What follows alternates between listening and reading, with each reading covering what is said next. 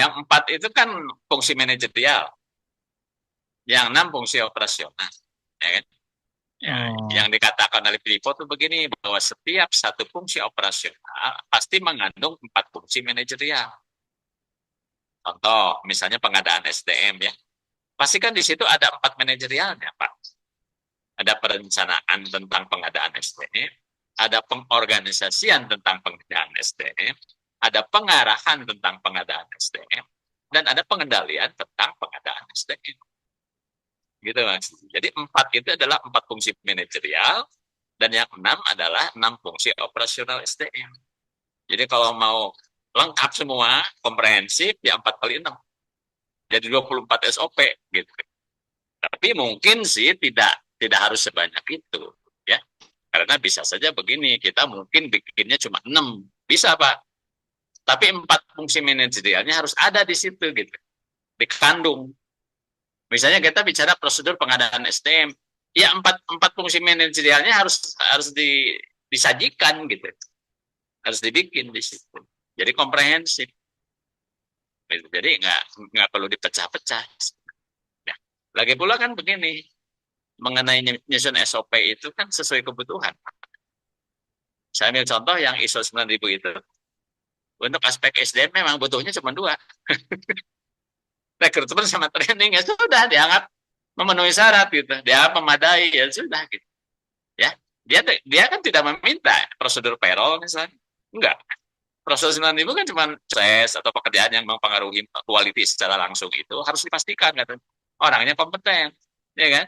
Nah, untuk memastikan orang kompeten itu harus punya SOP yang jelas, yaitu pada saat kita merekrut dan pada saat kita melatih gitu. Simple kan, jalan pikirannya simple aja gitu. Jadi yang saya contohkan kemarin, kalau di rumah kita nih ya, rumah tinggal pribadi, di toilet itu perlu nggak sih dipasang pengumuman gitu,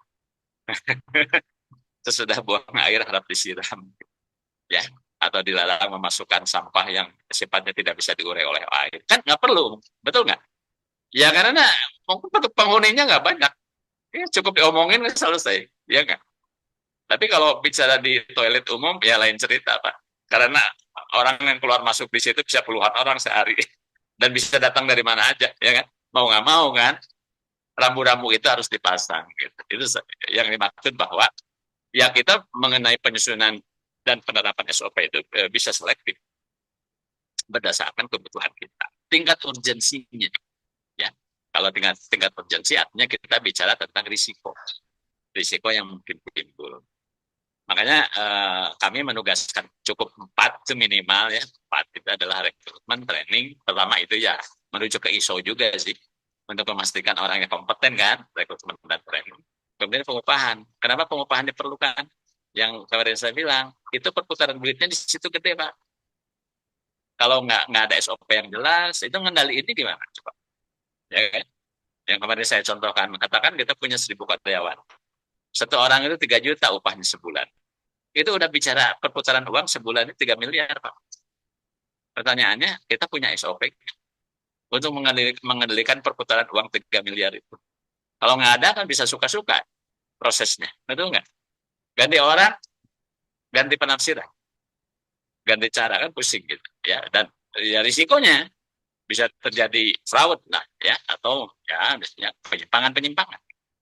Nah, kemudian mengenai pembinaan, ya, kenapa? Karena isu SDM yang sering bikin pusing orang HR itu adalah pembinaan. Ya kan? Pembinaan, karena kan orang yang ada di perusahaan kita itu tidak semuanya baik, ya, kadang nakal lah, ada yang melanggar, apa perlu ada pembinaan. Ya. Dan itu kan itu isu penting dalam industrialisasinya, pembinaan dan pendisiplinan. Yang lain bukan, ya, bukan harus diabaikan, ya, sesuai kebutuhan aja. Bapak Ibu kita break dulu sebentar.